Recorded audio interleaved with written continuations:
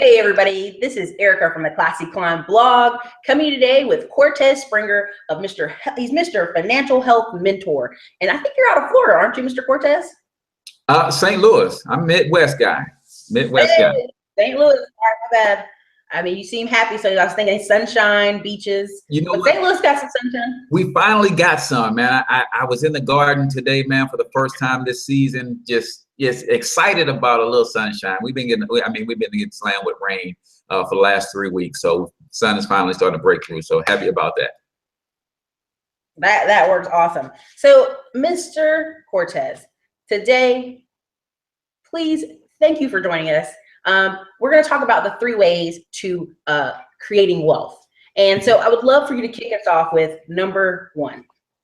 So first thing that you're going to do if you want to create wealth is you have to understand in the fullest capacity cash flow management, right? There's a difference between income and cash flow. A lot of us are good at making income, but a lot of us have jacked up cash flow, right? Meaning that too much of our cash is constantly flowing away from us, and we show you how to get some of that cash back. So what I mean by cash flow is the number 1 way to build wealth. You have to manage your debt, you have to manage your taxes, and you have to manage your expenses, right? So a lot of people don't know that according to the IRS, 8 out of 10 people are actually overpaying their taxes. If you're overpaying your taxes, that tends to lead to debt. So you tend to go borrow the money that you're losing to taxes, and now the banks are in your pocket. And then lastly, you try to figure out how to spend what's left, and now you're dealing with big business.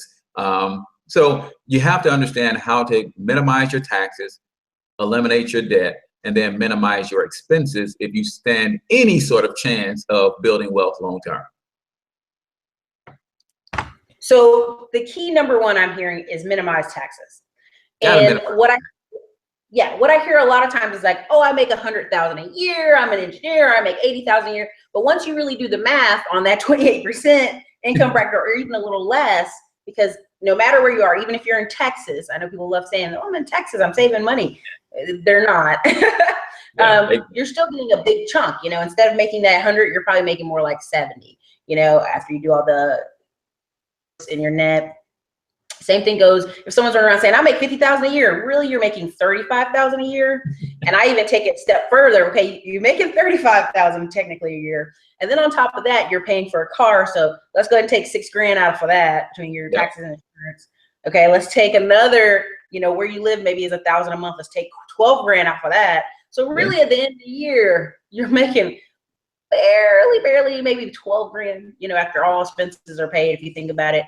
And we're not even counting food and other life expenses. Exactly. You're exactly right. And, you know, I shared on my show yesterday, and it resonated with a lot of people, that what if the salary on your job is hush money to keep you from pursuing your dreams? Because pretty much when you work and all you get from your work is the basic necessities when it comes to food, clothing, and shelter, guess who else got those basic necessities for all of their hard work? That's what slaves got.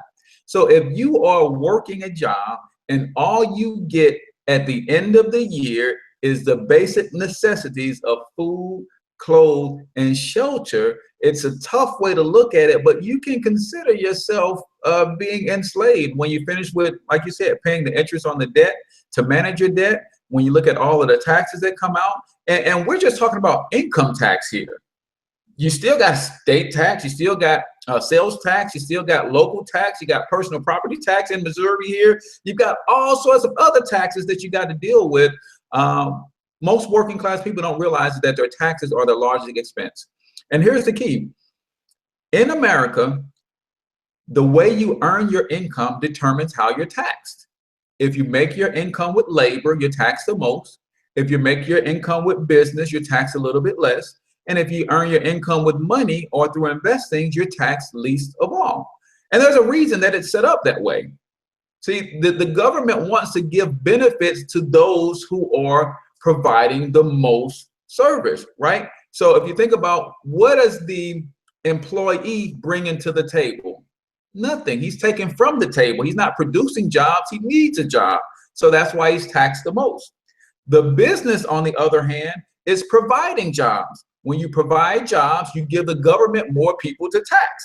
So they get some breaks and benefits as business owners. And then when the business wants to expand or grow its infrastructure, what do? They go to the investors to get the financing to do so. So the investors get the greatest of all tax breaks. So depending on how you earn your money, that's going to play a huge role in how you are taxed here in this country. So a couple of points I was going to touch up when I heard you talking. I don't want to interrupt you. People get very offended sometimes when they hear the word slave. They go, oh my gosh, I can't believe you said that. That's so offensive. And I watched a video and I shared it on Facebook to many people's disdain. It was a Muslim guy, complete, Muslim garb, but he was speaking to a conference of several men. I mean, thousands of men look like in a giant conference. And he was saying, let me put it to you this way. Are you free to leave your job whenever you need to? Are you free to walk off your job today? Are you free to go do this? Are you free to go to the bathroom without asking? Are you free to do? And he was just naming off all these things. And he was like, well, looks like you're a slave. And so people were very like, oh my God, I can't believe he said that. But I think he was just trying to get to the bigger scope of the point of mindset. There are a lot of times I talk to people who, once they retire, they're like, what do I do with my day? Because they weren't fixating on creating a life, right? Necessarily, they were fixed on, I got to go to work. They're living to work, essentially. Exactly. All that rhetoric is to get you to think differently, because we have a lot of people going, well, I went to school, I did this, I did that. Why am I not getting this life I want? And instead of asking a different question, they're really upset because they feel like they played by the rules, right? Yeah. And I had a young lady on my show this morning, and we talked extensively about that. She literally, college grad, got out of school and was making a nice $80,000 a year income, and was struggling still. I do what's called a phenomenal female entrepreneur series. I had another young lady, same situation. So what did she do? She did what most people think the good thing to do is. She went back to school and got her MBA. Well, when she got the MBA, she found herself in a worse situation because she's in IT, male-dominated field, now glass ceiling on top of her because of the system in and of itself don't want to promote women in that field, and let alone Black women in that field. So she's in a room full of men who don't even have a college degree. Most of them only have certifications, right? But she has an MBA, and now she's in a constant position of having to dumb herself down, having to be subordinate to people who are less talented, less educated, and she probably makes less money, right? And she followed the rules and thought that would benefit her, but it kind of backfired. So, I'm a huge proponent of entrepreneurship. And that's actually step number 2 into building wealth, is you have to figure out how to make money via a 1099, because of 3 main reasons for me. Number 1, everybody could use some extra income, right? Number 2, it allows you to get on the other side of the tax code. See, there's nothing wrong with the tax code as it's written. Just too many people are on the wrong side of it, right?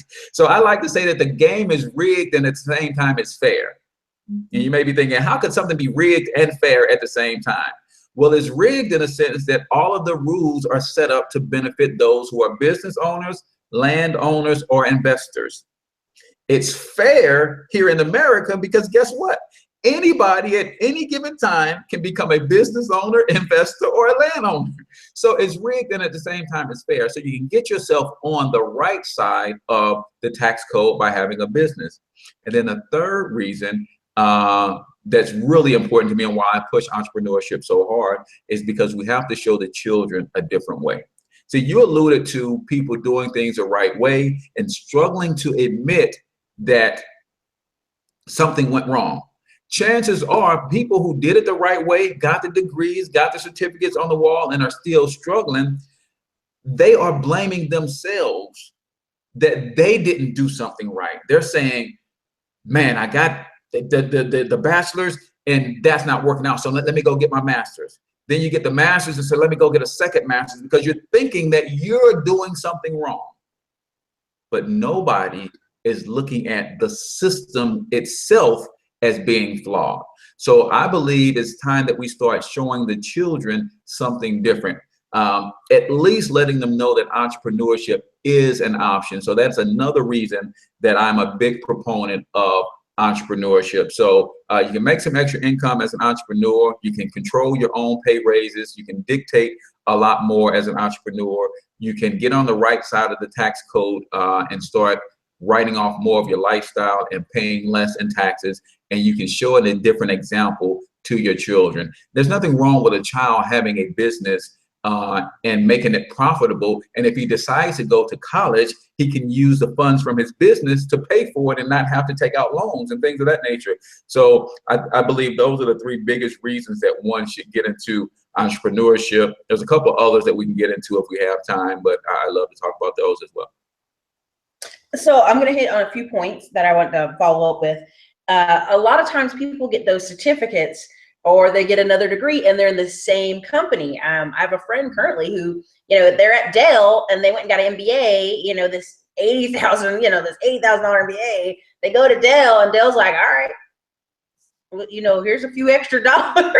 Or, if you're not in a position of, what I think people don't realize is, my other friend who's also in tech is always saying, you don't make the raises at one job. You make the big leaps in your pay as you get a different job, as you go to another job. And I think some people are stuck in that. They don't want to move the city they're in. They don't want to leave. They don't want to leave mom and daddy. They don't want to move too far. They want to be comfortable, and not realizing that the economy and also with the way jobs are, if you're a highly technical skilled person, you may have to move. You may need to move around. The funniest story is one of the guys from our church. He was here in Austin, got a promotion, went to Raleigh, North Carolina, got another promotion, came right back to Austin because the way the company was split, right? And so I thought it was super funny that here this guy is, picked up his wife, picked up his kids, bye everybody at church, the sad, and then is back like 3 years later, right? But he is getting the income is coming up. So I think people get lost in that part. Another thing I was going to say is children are great observers.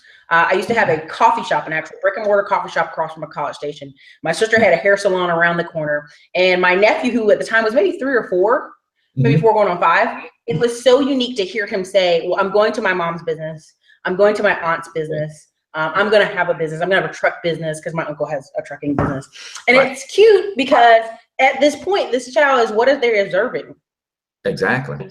Happy, content people who have businesses. Now, if your child sees mom and dad come home every day and it's just like, oh, I work for this job. It's killing me. It's the worst. I just want to watch TV. And I go, what are you showing them? Yes. And they spend 8 hours a day with a teacher that may not or may love them. Not always the case. Yeah. And they're learning from that harsh, sometimes hostile environment of school, which sometimes schools are that way. Lunch, I've experienced bullying. My sister experienced bullying for not being quote unquote black enough, however you want to do those quotations. And, you come home and you're just like, ugh. I was lucky to have a mom who was in the military who was just like, I had fun today. And no one should probably did. It probably was exhausting, but it's just she had an office type job. Gotcha. So when we'd go see her on Fort Bragg, our impression of the military was like, look at her mom. She has her own office. Right. Look at this. Cool. Awesome. And so I think what you show your kids and what you don't say in body language the most is doing so much that you have no idea. Right. The taxes, when you're talking about reducing taxes, there's a book I recommend on the show often. It's like 475 tax deductions and incentives for business owners. I love recommending that book, and it's like 1,001 tax breaks or something book. And what's curious about these 2 books is you will only see them around tax time in Barnes and Nobles, and when tax time is gone, they are removed off the shelves. And I always go, that's unique. That is very curious why that happens that way. I'm not saying, not a conspiracy theorist or anything like that. I just think people's attention is so short. Yes. That, oh gosh, I'm being pressed. It's tax time. They go check these things out. But when it's not tax time, they don't. And you know what's so funny? Mm-hmm. A lot of those very same people spend a lot of time talking about how corporations get all of the breaks, how companies pay hardly no taxes, and it just doesn't dawn on them that, wait a minute, I need to form my own company. Maybe I need to incorporate. Maybe I need a business instead of complaining about the game. You know, in my community where I'm from in St. Louis, they say, don't hate the player, hate the game. Well, I like to say, hate the player or the game. Learn how to play. That's right. Learn the rules. Right? That's the key. And then you dominate. The other thing about the children too, when we were talking about children and business, that you have to be careful. And I like your analogy because that's one of the things that I preach on all the time is children pick up more than they're actually taught, right? I don't sit my children down and say, this is business. Here's business 101, 102. No, but they are in an environment where all of my friends are business owners, all of my associates, every time someone comes to the house, the people I'm taking them around, very careful that they are always around business owners and entrepreneurs because the language is different. And I know they pick up on more than what they're actually taught. The other thing is this: most parents who are loving will encourage their children to be all they can be. I'm sure you've heard it growing up. And so has your listening audience, someone who you love and admire, who's older, whether a parent, uncle, cousin, anybody. You can be whatever you want to be if you put your mind to it, right? And imagine being a child, 6, 7, 8 years old, and your parents are telling you that every day, but all you see them doing is get up and go to work every day, come home every day complaining about their job. Wait a minute, Mom, you told me, you're telling me that I can be whatever I want to be. Why aren't you being whatever you want to be? Right? Why aren't you pursuing your dreams and your goals instead of going to a job that you clearly don't like? So you have to be careful about what you model in front of the children, because again, they pick up way more than they're actually taught. So control the environment as much as possible. And even when you can't control that environment, sometimes they do come from being around somebody who's very job and career oriented. Then I use those as lessons to say, hey, that is a good option, but let's look at the pros and the cons, and we can kind of assess which road you would rather go down based on those pros and cons.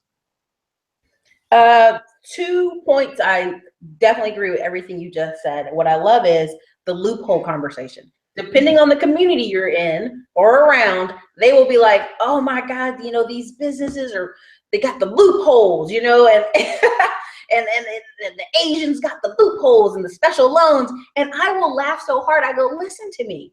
Go grab those books. They're available to everyone who has a business. Now, if you do your taxes, the average person has about 9 deductions they can take. 9. Yep. You own a business, we're talking about 475. We're talking about 1,001, right? They're a whole different level of deductions. And why do you think that is? And so when you talk to people, I literally almost got into a very verbal, like, oh, this woman who was just like, the businesses are ruining America. And I'm like, where do you work, baby? Guess what she said? The government. I knew it. I knew you worked for the government. I knew it. You know, you didn't have to tell me. You know, you're sitting here just clocking away, regardless of your, you know, skill and talent. But also the whole Asian business thing, where that's so ridiculous. I came from a military town. And the unique thing was I was very lucky because the neighborhood we moved in was kind of like, ooh, right? And people were like, how is that single mom got that car and the house on the lake and all that? I just don't understand. And what they didn't understand is my mom was meticulous. I mean, she was very budget oriented. She was budget oriented. Our family came from family farms in the past, but she was very cautious with her money. And so when I would say, hey, my friend's parents said, how did you have this house? And they got a 2-parent home, you know, because she was divorced at the time. And my mom's like, well, it's not my fault. They can't figure out with 2 people how to do what I'm doing with 1. Right. And at the time, I laughed so hard. I, you know, shared it with people because as a teenager, I got it just enough. I understood what she was trying to throw out there. Like, that's not my problem. They're not having good life. Right. That's not my problem. They're driving 10-year-old cars because they made poor choices. You know, everybody is responsible for their life and the choices that are coming out of it. Yeah. And my friends who had I always tell the story of my friends whose mom used to have a flea market A couple of the moms, the Korean moms, had flea market little businesses, and everybody used to make fun of that. And like, you know, on Saturdays we called them and they're like, I got to go help my mom with this little thing over here. It drives me crazy. Well, little did they know, from 16 to 18, their moms had them as authorized users on those credit cards. Mm-hmm. And when they became 18, 19, 20, they would go places and people like, who in the heck put you on a $100,000 American Express card as an authorized user? And they would be in shock, you know, because their mom had done that, because in their culture, you know, 90% of Korean men don't go to college. You don't go to college. You start your business. That's your job forever, or until you figure out something different. Right. Start a little business, like a little whatever. And so some of those friends to this day, I'm in my 30s, I've never seen them work a regular job ever. Wow. They've always had this little shop in a plaza. And, you know, for a long time I was like, what are you doing? Yeah. So I go in there, and the back stuff he's selling on eBay and Amazon and you name it, but he's created his own thing. So that's not necessarily for everyone, but I understand the culture, and I understand why when people are giving them crap, they're not doing anything that you can't do. Yep. So that's what drives me crazy about that. Yeah. And you think about, you know, some of us come from the culture of the opposite taking place, right?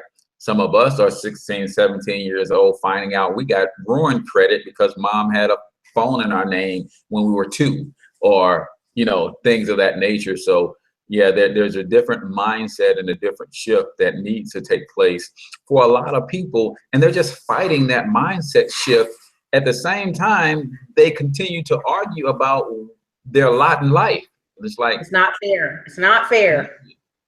That's their favorite word. It's not fair. Change it. Yeah. Cool. Well, I was going to say, what's funny is a lot of my Hispanic clients, I've had actually 15 at this point, that I've done credit repair for, they have the same issue. Mommy and daddy came to America legally. They were born here. They put their name on phone bills. They put their name on the light bills. Things got paid, but if they moved or something happened, now they have this thing on their credit. Right. And it's so interesting that they didn't want to hurt their child, but in a way they have, trying to utilize a technique, right? Instead of mama learning, okay, why is mom's credit bad? Why can my mom improve her credit? Instead of using her kids' socials. And a lot of these companies have to take more responsibility on that issue. I will say, if you got a 2-year-old applying for a phone line, you can't sit here and be like, I don't know, I didn't know, we just took the social. No, come on now. You know, exactly. Shanika Brown's 3 years old. She did not get a phone line, you know? that drives me crazy, because when you try to dispute things, they're like, I don't know what you're talking about. Yes, you do. You knew that person was underage. That's crazy. I got a few questions here in the comments. They said, Alan Hollinger says, work is the only narrative to talk to most people. He says you have to search for financial literacy for financial education.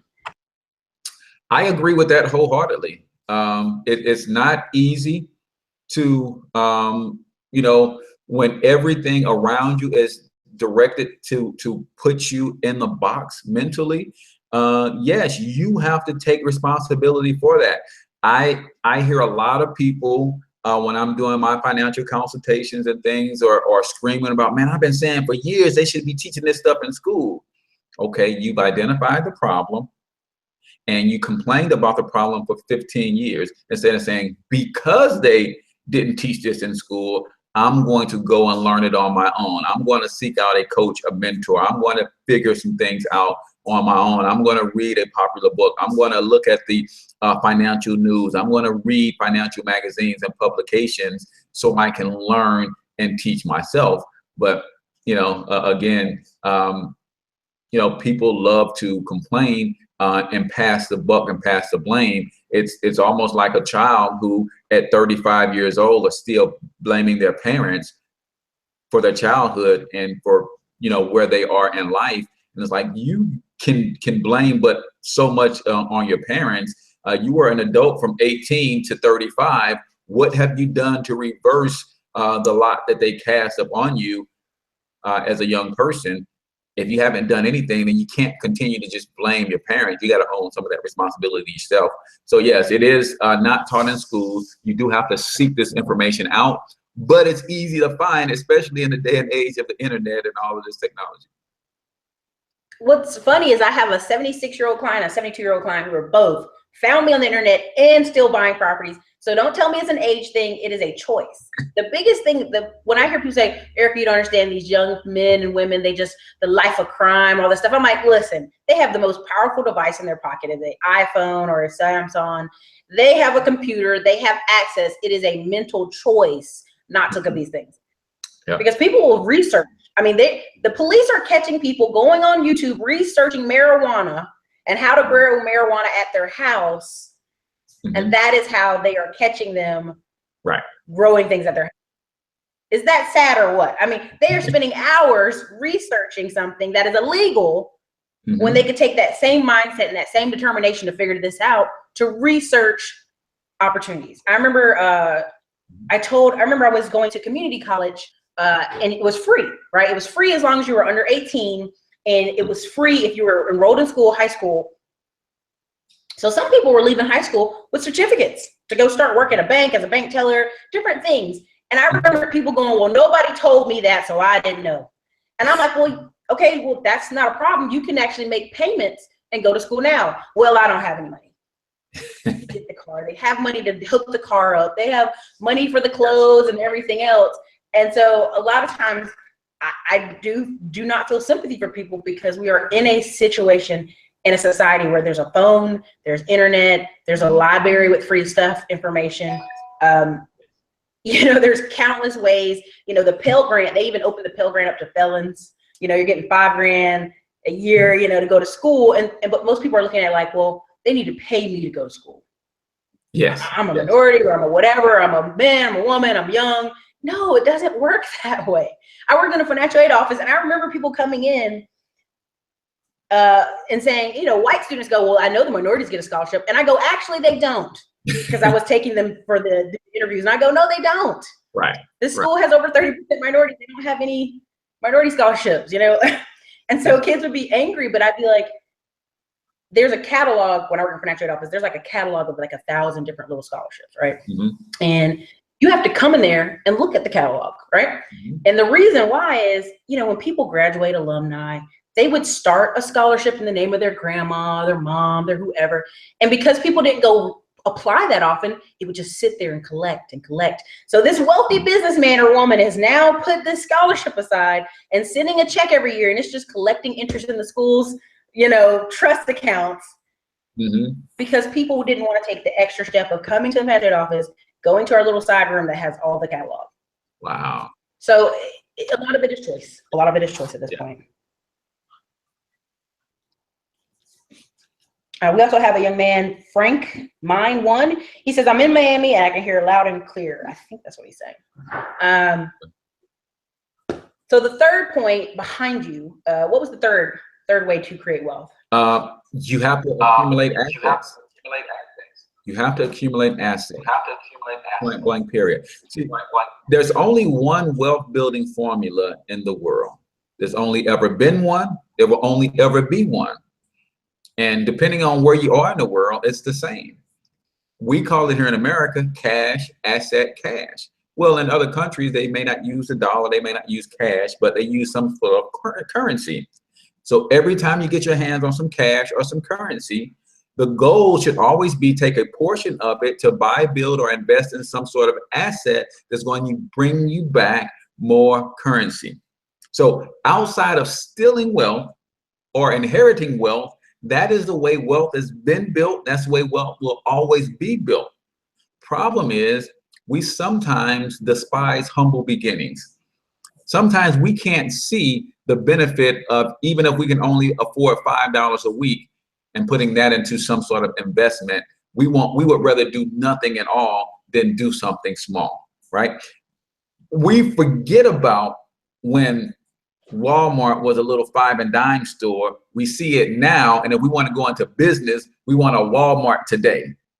Nope, Walmart started as a little hole in the wall 5 and dime store. And if you start small with continuous effort, and that is your mentality, that is your habit, I don't care how big, how small, every time I get my hands on some money, I'm going to take a portion of it to buy, build, or invest in some sort of asset that's going to bring me more money down the road. Eventually, you get to a place where you're building wealth on autopilot.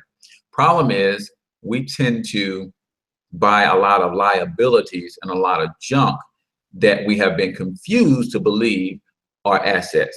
So if we can get the true definition of what an asset is and start acquiring asset, especially the younger the better, but there's no such thing as being too late, then that's how you build wealth. So number one, you manage your cash flow better, minimize your taxes, get your tax situation down, get yourself out of personal debt, right? There's nothing wrong with debt if you know how to leverage it to buy assets and have other people paying those debts off, like in the example of an apartment complex or something. I can take money from the bank, leverage it to buy the apartment complex, then have tenants pay back the mortgage and extract passive income from that, right? So get yourself out of personal debt, minimize your taxes, and then make sure that you are not being taken advantage of by big business being a mass consumer.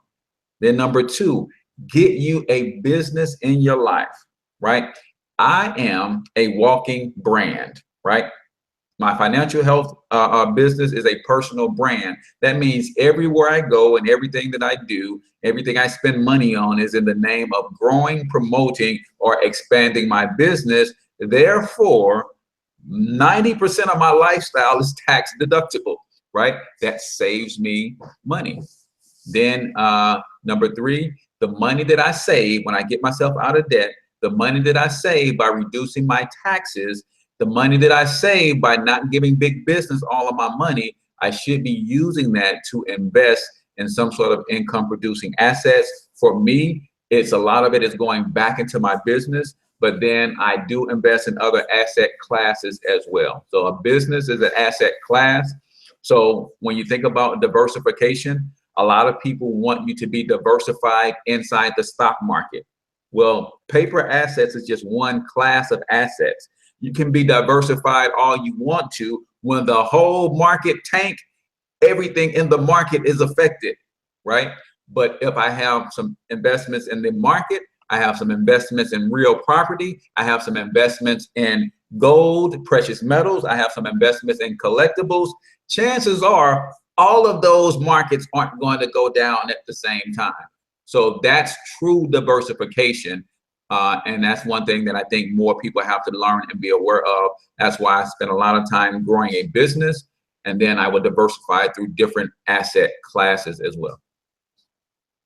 So I love that, because I just did a blog not that long ago about building a table. And on the table, in order to have a strong table, you gotta have strong legs. You can't just have a job and be like, my leg is strong. You have one-legged table, right? You have to have some. And then you say, well, I got a 401k. So now you have two little legs, right? Like one could be knocked off at any time, right? And so that's what you need. You need gold, you need precious metals, you need, like I do lending club. I have land back in North Carolina, not a bunch, but a little bit. And so you have to have those different opportunities, right? Yes. So here's the key. I always talk about buying assets and why it makes sense. I had friends who got married like around the time we were finishing college, which was like 2006. They paid off their house in 2012 in 6 years. Wow. Now, why is that? Because in North Carolina, parts of North Carolina, you had townhomes for $55,000, you had houses for $55,000. So their mortgages a lot of times were $200, $300. But they were smart enough to know, $55,000, we just bought a BMW and a Tahoe. We're gonna pay those off in 5 years. Why are we gonna wait and pay this house for 30 years and let them eat us up with more interest? So they went and changed it back to 15 years. And then their daddy was like, change it to 10 years and pay it off. And so I love them and I respect them, because, you know, it was just smart enough to go, oh, our mortgage is $200. You know, all our friends are renting apartments in Raleigh and Charlotte for $1,000 and all this good stuff. And we've got a break here.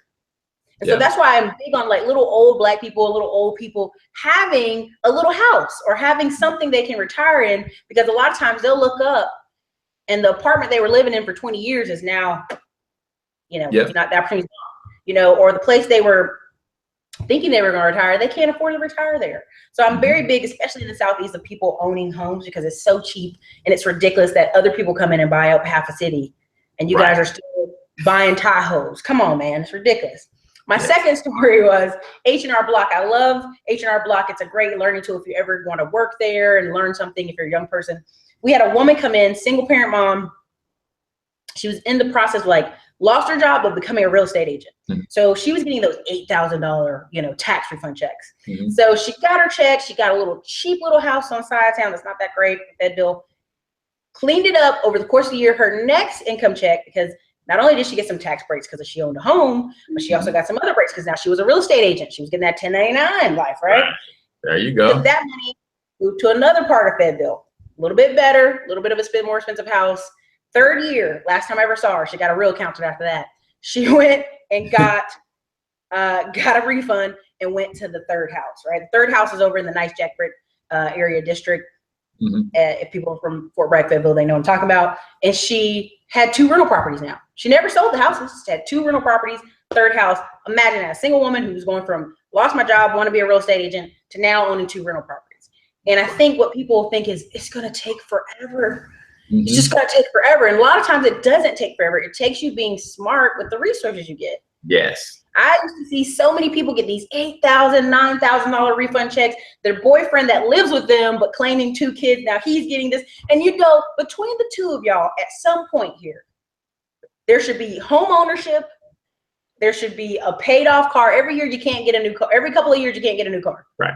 I mean, somewhere in that equation, this has to get better. And so that's why I think it's great that we try to do that with the tax credits for people with kids. But at some point, I'm helping them. Right. Because they're keeping their income low. They're quitting jobs. They're doing things that don't make sense long term, 5-10 years out down the road. Because hey, we can get $8,000 tax refund if I get fired. Hey, well, so what? I'm fired. You're doing things that are counterproductive. Is my point. One of the guys on here, Franklin, it looks like Frank Mine One. He said, "How big is credit in building wealth?" I have an answer, but I'll let you go ahead and go first on that. Yeah, credit is huge. If you understand how wealthy people acquire, maintain, and grow their wealth so they can pass it down, then you got to understand that credit is a huge part of that. Problem is, wealthy people leverage credit to buy assets. Poor and middle class people leverage credit to buy necessities, aka liabilities, right? Rationalize, I need a new car because I got to get to and from work. When in reality, I got a decent car that's reliable, that's getting me there, but I need a new car. So I leverage a $20,000 line of credit for the new car that I'm paying monthly for to, pay the interest and maintain the debt. Wealthy people, on the other hand, say, I've got a reliable vehicle that if I put $1,000 into it will keep me going for another 5 years. Instead of leveraging the $20,000 for the car and then paying $500 a month, I will leverage the $20,000 and buy a piece of property. I will leverage the $20,000 and buy an income producing asset. Even if I have to overpay for the income producing asset, they're thinking long term. 10 years from now, 20 years from now, 25 years from now, this $20,000 line of credit that I leveraged has now become worth $60,000, $70,000, $80,000. And that's the difference in mindset and mentality. So credit can also be used to leverage for business, right? People don't realize that taking a solid 720, 730, 740 personal credit score, you can leverage that for business credit to grow and expand your business. A business is an asset, right? So you can use credit to grow multiple types of assets. So I think having solid credit, access to capital is, I follow Juan Pablo, who is a real estate investor from 100% Finance. And he does all of his deals with credit. And he ends up with the asset and other people are paying back the mortgage notes. And he gets passive income on top of that as well. So credit, extremely, extremely important. Should be a solid piece of anybody's wealth building portfolio, whether you're actively using it or not, depends on your strategy, but having access to capital is huge. I had a guest on maybe a couple of days ago, and we were just talking about how people with these low credit scores are driving a couple-year-old Toyota Camrys and paying $500 a month in a car payment. and can't understand, and the average American's car payment right now is $500. Mm-hmm.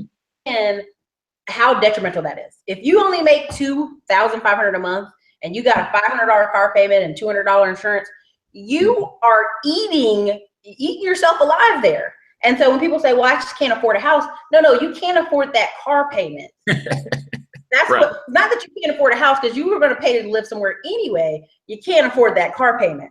And so that's very important. And another thing you spoke on about the personal credit guarantee. Juan Pablo's my dude, who actually did his course, credit repair course. That's how I got started a while ago, long time ago. But anyway, a couple years ago there. But the thing is, people want to flip. They're in this microwave culture of like, I'm gonna get a card, and tomorrow we're gonna be traveling and vacationing, and we're gonna be looking nice, and there's no kind of delayed gratification whatsoever. So even if you gave somebody 20 grand tomorrow, in a couple months they're gonna be back, if not worse, with more debt, right? Because it's the mindset. And so when I'll tell clients, I go, listen. They go, I want to build business credit without a personal guarantee. I said, well, if we can go use your personal guarantee, in 30 days we can get you $40,000 to $125,000. Mm-hmm. But if you want to drag it out with the business, now first we got to get you a legit business. Now we got to get you a location. I mean, even when people talk about corporate credit, they go, Erica, you have access to $100,000 corporate credit to help me get it. And so I go, yeah, I know a company who could help you get it. But in order to get it, you got to show 4 months of making 10 grand a month at least. Mm-hmm. See, they're missing the cart for the horse. They see the YouTube, they see the Facebook, they see the flash, but don't understand. In order for some of these YouTubers to get all these views, they're using corporate lines of credit because they can show where money's coming in. Exactly. And I always tell people, don't depend on one bank. Every client that signs up with me, I tell them, do not depend on one bank, because tomorrow your bank can go, we're not loaning you any more loans for business, or we're not going to loan you this mortgage for this house. We're not going to do any of that.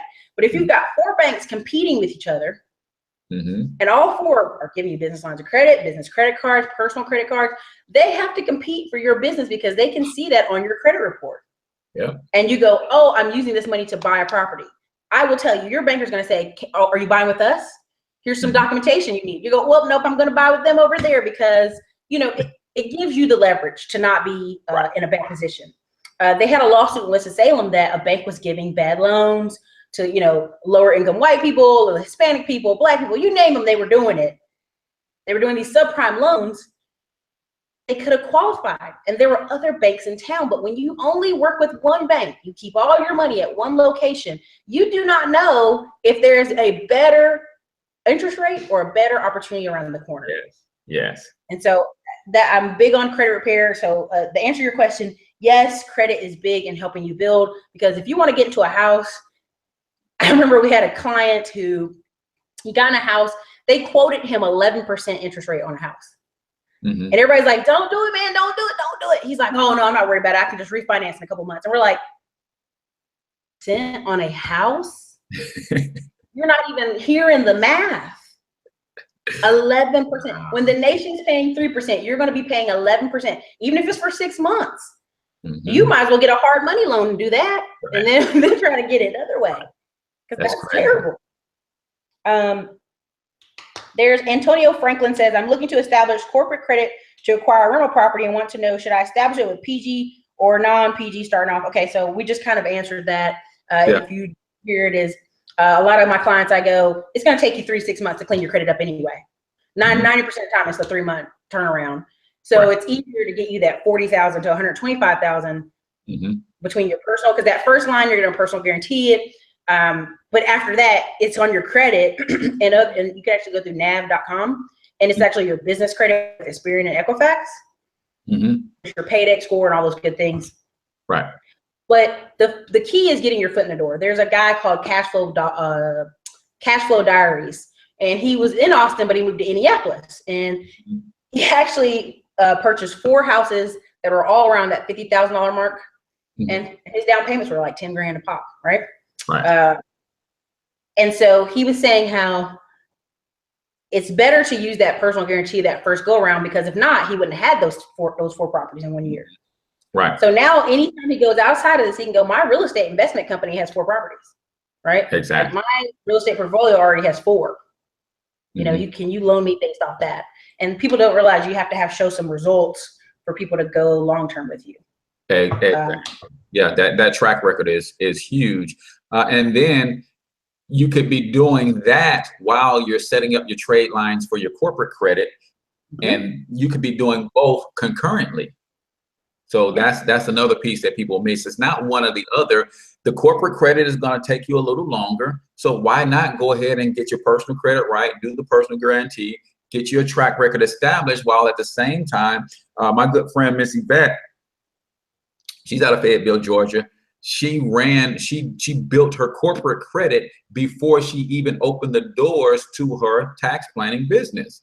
So she had the line, she had an address that she could use, and she started getting her trade lines, and she started working on that corporate credit. So by the time she was ready to actually open her storefront, she already had the lines of credit established. So some of you guys, if you can afford to have an address at a business location, you can start the process of developing the corporate while you're going to build up your personal credit for the personal guarantee. Let that corporate build up over 6-12 months while you're making some moves with the corporate or the personal guarantee credit. Best of both worlds. So it doesn't always have to be one or the other. Oh, for sure. Back in my hometown, I have an office that's $300 a month. And I get, my mom be like, man, American Express keeps sending you free offers. I'm so sick of this, checking your mail at your office. But a lot of times people, see, the thing is, people want access to large credit lines, but they really don't want a business. They don't really think about, okay, how much does this business need to make for this to even make sense, right? And so if you have not budgeted in your mind a $200 to $300 office, which there's nothing wrong with your home office, but if you ever want to get past doing stuff in your den, your living room, your basement, if you actually want to hire employees and have a whole standard operating procedure and actually scale your business at some point, you're going to need an office. And so a lot of times when people are complaining about that, I'm like, go find your little cheap side office. I know there's a lot of times there's like little massage studios or yoga places or counselor offices where they'll have an extra office and they're trying to rent it out. You can find those things all the time on Craigslist. But getting that office address and building that up and actually building a legit business is a true exit plan, right? Because if you're in a job, you're like, I hate this job, it's making my mental health terrible. I mean, they wrote countless articles about how toxic jobs make people sick, literally sick, like sick to their stomach, sick to their body. You know, they'll, I think a thing was called like I forgot the full name of it, but basically men can suffer from, you know, just a psychological low T moment. And it's like nothing's wrong with their body. They could be a healthy 40-year-old man and all of a sudden their T just dropped through the floor, testosterone dropped through the floor. And they link it 90% of the time to work environment and home environment. Wow. Wow. And, you know, just toxic environments. So, I mean, they've tested healthy guys, they've tested unhealthy guys. A lot of times it is they work and it is the home environment. So if you can't get, you got a terrible work situation, you got to do something about that. That is crazy. That is crazy. Okay, so I don't want to steal all your day, but I did want to tell people you have a book called Monetize Your Life. Say that again for me. Monetize My Life. 4 incredibly simple ways to turn your passions into profits with little to no startup costs. Yeah, so it's an incredible little book. Just basically opens people up to, it's my personal belief that your passions come from God. The reason God gives you these passions is because they're designed to lead you to your purpose. And when you're walking in your purpose, there your provision is as well. So passion to purpose to provision. Problem is people don't know how to monetize their passions, so they walk away from them. And if my theory is true, your passions is designed to lead you to your purpose, and you walk away from your passion to get a job, to get a degree, to get started a career, then in essence, you're walking away from your purpose. And by nature, you're walking away from your natural provision as well. So you end up in those toxic environments where you're chasing a dollar and you're saying to yourself for 8 hours a day, man, I wish I'd be somewhere coaching kids in basketball. Man, I'd love if I was doing yoga right now because I just love it, right? Well, if you can learn how to turn those passions into profits, then you can step back into those passions, and chances are you'll find your purpose for being on this planet. I will say my theory on the whole passion movement, passion and hobbies, is sometimes our hobbies are just joy filled, right? And they may not lead us to a full life of financial whatever. But what happens is it's because of debt. See, people will say, well, man, Erica, you know, this thing I love to do on the side, coaching kids, all this other stuff, you know, only brings me like $2-3 grand a month. Well, then I look at them and go, well, what is holding you back from being able to live with that? Right? Live with that amount. And a lot of times it's debt. It's the cars, it's the houses, it's the credit card debt, it's the student debt. You have to figure out a way to monetize. And what's happening a lot of here on YouTube is a lot of people are, I'm broke, I have to go work a job, I'm dying, I'm starving. You're like, okay, you have to figure out, this isn't just an attention platform. Because if you make it just an attention platform, you'll be broke. If you don't figure out a way to go, hey, I've got 1 million subscribers, but hey, if you guys could chip in $1, or could you guys do whatever? Right. The key is when you serve people, the more people you serve, the faster you'll get to what you also desire. So I believe in passion being appropriately, you know, have standards and operating ways that you can make money off those passions. Because a lot of times people are come out of a passion when they're not even putting in enough to get that out. Do you know what I mean? Right. Yeah. Yeah. And that is, it's huge, man. I like to ask people all the time, what would you be doing if you had no debt? And chances are you wouldn't be going to a job you didn't like for 8, 10, 12 hours a day. You'd be doing something more pleasing to you. But at the same time, they will go and leverage more debt next week if they have the opportunity, right? And you think about what debt really is. It's you spending money you haven't even earned yet. That's what's so crazy. Promising time that you don't even have. That's what you're doing. Know, you're gonna go. I have a mortgage on my house, right? So in essence, what I've agreed to do is be paying this company a note 30 years from now with money I haven't even earned yet. So when you think about it that way, you start to decide differently about taking on new debts and things of that nature. Because like you said, if you wasn't tied to a lot of those financial obligations, it'd be a lot easier for you to walk away from your job, right? If you didn't have $7,000 worth of debt every month, then you don't need to make $10,000 a month to live, right? So those are some things you have to start to decide.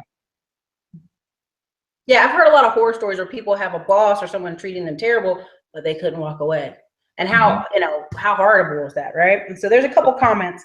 Alvin said, low T, also heard about this with soldiers in combat areas. That's very true. Bo News says, hey, Erica, I've been working hard building assets. Just stop by to say, hey, we'll listen to this when I get off. Thank you, Bo. We have Marquez Barton. I apologize if I messed that up. I'm a new realtor, and would it be possible to create a business around commissions I collect from helping clients selling/buying properties? So Marquez, you technically are already a 1099 category. So if you wanted to have on the side, say, what's your last name? Barton. Actually, the company I'm with, my record is Barton Harris, but Barton's Realty, whatever, real estate on side, whatever you want to call it. And you actually just divert your commissions to that bank account.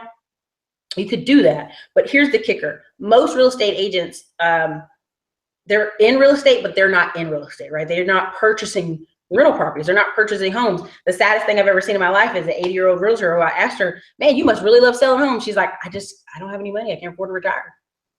Wow. She's been doing it for freaking years. And so a really great book, if you're a realtor, you know, I'm here in the city of Austin where we have Mr. Gary Keller, is Buy and Hold by Linda. I forgot her last name, but she's in Dallas and she's a part of that whole Keller Williams kind of bunch. But literally, you know, the difference in an agent who owns 5 rental properties and the agent who owns none and hasn't put any money away is drastic. Yeah. I mean, I see a lot of people still in real estate who really would love to be sitting down somewhere, right? Doing something else. So think about, Mr. Barton, think about ways that you could call your business, whether, you know, however you want to, because a lot of times I see agents try not to conflict of interest. So they'll be recommending painters, they'll be recommending all these different people, and they're trying to not have a conflict of interest. But a way to do that, Mr. Barton, is go, Mr. Barton Services referral, right? We call your company something over here. And when you refer people, that money goes to that company. It doesn't go to you, Mr. Barton, the real estate agent. So it gives you some separation there. There's many ways to do it. That's, we'd probably go into an hour conversation about that. Antonio Franklin, I'm starting a home-based business, which I could serve clients from anywhere. I plan on moving, but I also want to invest in real estate. Should the market for multifamilies determine where I go? I'm gonna let you start on that, and then I'll. Well, I'm not the real estate guy, but no. If he wants to have a home-based business, he wants to live in the multifamily. What do you think he should do? So I would say that home-based business that you can run anywhere. I don't think the market for multifamily should dictate. I think if you find a good deal on a good multifamily, you can find that in any market if you're doing your due diligence, right? So now you have a business that's not tying you to any geographical locale. So you actually are in probably the best leveraging position to say, hey, I'm going to take my time and search all the markets for the best multifamily I can find. And I'm going to go there, run my home-based business, get into real estate. I have a place to live. I got some passive income. Now I can still shop and invest in other hot multifamily markets from where you are. I always call it the hour rule. If you drive an hour from wherever you are, there's something you can afford there, right? Like if you're in Austin and you drive an hour, you're in San Antonio, or you're going towards Georgetown, you're going towards Taylor, there's some piece of property near you within an hour's time. Even in New York, because we talk to Andre Hatchett on this channel all the time, even in New York, there's an hour away. You can afford New Jersey, you can afford all these different places. So it is, don't dictate where the property is, right? Because, if you want to live in Florida, go down there and look around in Florida. Just go, pick a state and go. And I think a lot of times, I even have a friend, he does a podcast, and he's in this one part of North Carolina. Everybody's like, why are you near Greensboro? You're from near the beach. And he's like, I found a cheap house. I found a $30,000 house, and I bought it, and I fixed it up, and I've been over here. And they're like, okay, it's a technique and it works. It keeps your expenses down. I get it. But I would prefer people pick a location first, then the business thing second, because a lot of times I think people, I think it's 88% of all people live less than 15 miles away from their mother. So, and that's government statistics right there. They know wherever your mama is, I'm gonna find you, right? Like we're gonna go find her because that's where she is. But that's not true because I'm way across country. But 88% of people, that's the truth. So people may be trying to find something cheap where their parents live, and that's just may not be the case. So let's see. Mr. Barton says, thank you, Erica. I plan on purchasing properties as an investment strategy in the near future. Yeah, I mean, the people I talk to, I call it the 90-day focus. If you look at a lot of the products out on the market right now, the 100-day journal, the 100-day this, the 100-day that, if you give something super focused in a 90-day period, you can do a lot of these things. I've had clients I talk to on the phone, and I go, you can go fix your W-4. You know what I mean? You can go fix your W-4 with HR next week and see the difference. You really want to buy a house by May, we can do this. If you really want to get something done in a quarter, whether it's lose weight or whatnot, it can be done. It just takes hyper focus. Yeah, definitely. Intense focus is I think focus in general is what's lacking. Again, a lot of times people tend to wait for all lights to be green before they pull out the driveway. That's not how it's done. I teach you ready, fire, then aim, right? Get something started, get some momentum going, and then you can zero in and narrow your focus. It's sad that so many people are willing to die with the music still in them, man. I just refuse to live that way. It's like, man, I'm going for mine and half of yours too. I'm just going for it. So every time I hear a story about somebody in their 30s died, I'm like, oh my God, I'm in my 30s. It sounds so crazy. Or like even when I was 29, I'd hear somebody was 29 and died. I'm like, how did they die? And you have to really go. I just did a video earlier today. I put it up on YouTube. If you don't make hard changes or hard choices right now, The compound effect book is legit. It's real. You know, if you look over the course of people's life on 5-year increments and 10-year increments, what they decided to keep doing, they will be doing in 5 years. You know, there are people I know from college who moved home and moved in with their parents saying, oh, I'm just saving money. So we would go, oh, are you working extra jobs? Are you, you know, not going to buy a new car? What are you going to do to get out of your parents' house in 2 years? 10 years later, I am 32. 10 years later, they are still there. Still there. At their parents' house, not working extra jobs, driving nice cars. I mean, it is a lot of choice. There is a lot of hard choices. And people will say, I heard Glenn Cameron talking about a lot of his friends are in his 50s, and they'll go, you know, when you get a kid back in the house, it's so hard to get him out there. Well, because it's actually hard to live in the real world. And I think we haven't pushed a lot of adults to go, it's hard, but guess what? You should do it. Right. Or the fact that we have 1 in 3 young men from 19 to 34 living at home in America. That's scary. You know, it used to be a thing. If you were a man, you did not want to be at your parents' house. Exactly. You know, you would do whatever it took. You know, if you had to go work 2, 3 jobs, you were going to be under your daddy's roof. Yeah. Does that make sense? My oldest son has not talked to me in 4 months because he had to leave. He said, "You grown?" I said, "I was paying for you to live somewhere when you were going to school. You decided to not do that any longer. So you had a certain amount of time to get your act together, get a full-time job, start a business, whatever you need help with, I got you. But that time ran out, so you can no longer be here." So he literally hasn't talked to me in 4 months. Oh, don't worry. In a few months, he'll be like, thank you. Yeah. I really mean that. I really mean that. Because I think one time I was mad at my mom who, you know, she's making 6 figures in the Army. She had all, you know, these houses and these cars. And I was like, you should just give me another car. I can't believe you won't give me a car. And she's like, you are grown. I don't owe you anything. Yeah. You're not entitled to my money. You're not entitled to my house. You're not entitled to anything. Yeah. And in that moment, I'm like, I just can't believe you want me to suffer. But guess what happened? I picked up 2 jobs in Austin, and I kept on trucking because I didn't have a choice. So it's go get it. Yeah. People will be upset with you, but you do have to make the decision. I think a lot of parents don't want to be the bad guy. And I think because you're a man, you can, all right, okay, don't talk to me, I'm fine. You know, a mom might be like, please talk to me. Right. You know, exactly. You know how some moms are. So I'm telling you, watch. You know, by Christmas, it'll be like, here's your present and your giant hug, because it was truth. It was truth. Yeah. Or I talk to friends about buying a starter home, and they go, no, I want a house like my parents.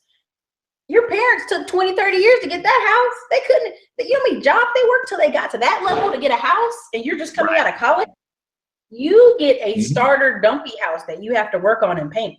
Like, it's a total different mindset. So it is. And you got no kids, no responsibilities. You can work a 12-hour day, a full-time job, a part-time job. Come on, man. You could have a house. You could some people getting out of college, if you're lucky enough to find that $40,000, $50,000 a year job, man, you could save, you know, $20,000 in 6 months and go buy something cash and make it do, and then you can level up from there. But gotta have that mindset though. Mindset. So they got a couple comments. I'm gonna read them. Let's see what says here. We go. Thank you, Erica. Plan on it. Okay, we've read that one. Hey, Erica, you mentioned a bank book in your other YouTube video. Will you mind sharing what that includes? So actually, that's a part of the consulting course. Consultant. So if you do a consultant, you could probably, I could probably speak with you what some of that is. But definitely, it's a technique we use to get people in to get lines of credit from banks. So if you guys want to get the bank book, definitely hit below consulting. All right. Also, Albin said tough love. That's right. Clap, clap. Yeah. Antonio said, I'm in Chicago, and a lot of the real estate gurus tell me to stay away from high crime areas, which is why I plan on moving, but I notice a lot of gentrification. Should I take that into account and stay? So here's the thing, you know, it's all case, situation by situation. There's a lady called, Allie Boone. It's like B-O-N-E. And she's called Hipster Investments. And she's actually she was living in Georgia, Atlanta, Georgia. And when Atlanta, Georgia got a little expensive, she started investing in Chicago. Multifamily in Chicago. And imagine that, someone being across the country investing in Chicago. And so the thing is, The prices are going to go with or without you. That's what what Andre and them say. Price will go with or without you. The key is, I have a friend in Chicago at AJA McClanahan. We call her McClanahan. But she had an actual free house in Chicago, fixed it, and actually buying a house in a couple lots across the way. And she's like, her neighborhood has been absolutely safe. It's like, she's like, if you read the news, you'd think, oh my God, the crime. She's like, we don't have a shooting over here. We don't have an incident over here. She's like, you don't leave stuff in your car, but we haven't had any problems. And so she's an actual stay-at-home mom. She's been able to live a really well middle-class life because she actually took advantage of some of these lower income properties. Wow. And they're giving money out in Chicago for some of these properties. So got choices there. Definitely. Okay. So everybody, I don't want to suck up Mr. Cortez whole afternoon. So we're going to wrap this video up a little early. It's been about an hour though. So you guys got a full hour-packed show. So Mr. Cortez, please tell the audience where they can reach you at. Give them your websites, give them whatever you want to give them so they can reach out and grab you. And also tell them. Sure. You can pre-order the book, Monetize My Life, at monetizemylifeacademy.com. You'd get the PDF version of the book immediately. The paperback will be out later this month. I just finished up the edits on that, so I will get my shipment in later this month, and I will get those out. What's cool about the book when you pre-order is it actually comes with a 3-month subscription to Monetize My Life Academy. That's where I will actually show you how to do a lot of the stuff that we talk about in the book via video webinars, video tutorials, and that sort of thing. So 3 months of that. So if you got your life monetized through the book, and you say, hey, I know what my passion is, having trouble making money from it, then you get on some of those webinars at Monetize My Life Academy. We walk you through capture pages, building websites, sales funnels, and all of the stuff that you would need to monetize that franchise or monetize that passion, and show you what it is that you need to do. If you need financial coaching, anything like that, then I'm financial help mentor on most of my social media platforms. My website is a little different though. It's hcortezthornton.com. hcortezthornton.com. Obviously, you can get to a lot of my platforms from that website. But again, pre-order the book, $20, monetizemylifeacademy.com. And we'll also have his links below. As always, every guest we have, we put the links below so you guys can click on them, speak with them, and reach out for the products and services. I'm going to answer this one last question from Diane Taylor. Why would I suggest investing in lending clubs? I'm thinking about it, but I don't know how to get started. Again, on this channel, always check and refer to the Rise of the 1099 Economy and also Ladder Income. I have the book over there on the website. Lending club is not like what you're thinking, the international lending club groups, right? The Koreans lend with the Koreans, the Jamaicans lend with the Korean, and people over here lending over here. The lendingclub.com and prosper.com are peer-to-peer lending sites. The reason I started investing in them is because a way to give the bank the finger, but also because Mr. Money Mustache, he started with a $10,000 experiment and moved up to $30,000 in investing in lending club. And his monthly returns are around about $500 at this point. So you can invest in a note for $25. You do more if you like, but most people stick with the $25. And as the person pays their loan over a 3-year or 6-year, you choose the notes you want to invest in. So I did it, I think when I first got my tax refund back, I took $1,000 and did it across 40 notes. I didn't have one default at all. I had 13% interest on the money coming back. And some people pay their bills off early. So I'm a big proponent of it. There's a book called The Alternative Answer. And it's a really good book where it talks about a lot of wealthy people had started investing in Lending Club. And another example of Lending Club is these 50 different real estate RIT investing sites, right? You see Fundrise, you see all these things where people are trying to buy an apartment complex. And if you chip in at $1,000 or $5,000, you actually own a piece of that apartment complex as an investor. Wow. So that's a thing we talk about in the show a lot, Lending Club. And so I hope I've clarified that. I try to clarify that often. I know a lot of people are from New York or from Florida, and they ask me, well, how do I get in these groups? Not the actual local lending club, sometimes based on ethnicity groups, but actual the online version. So Gotcha. Peer-to-peer lending, I like that. Yeah, it's a really great site. I mean, there's really great reviews. more than me has reviewed it or wrote articles on it. So it's not like this, what if people run off with your money? Okay, well, you know, at some point here, people, you have to, you gotta take some risks, man, whatever. Yeah, it's like, I think I had a friend, I was talking to her, and like she for 5 hours investigated something, goes, see, right here is where you can lose. And you're like, you spent 5 hours looking for how something is not safe. Yes. Wow. Like, I'm really worried about you. So anyway, it's like looking for a hole in the wall somewhere. It's crazy. That's crazy. All right, everybody.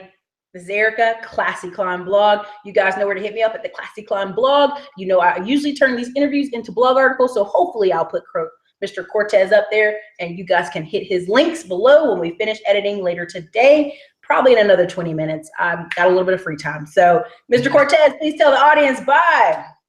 Hey, it was fun, Erica, as I knew it would be, man. Appreciate you. Love being on the show. So, adios, good people. Until I talk to you next time, get your money up because you absolutely can do it. Peace out.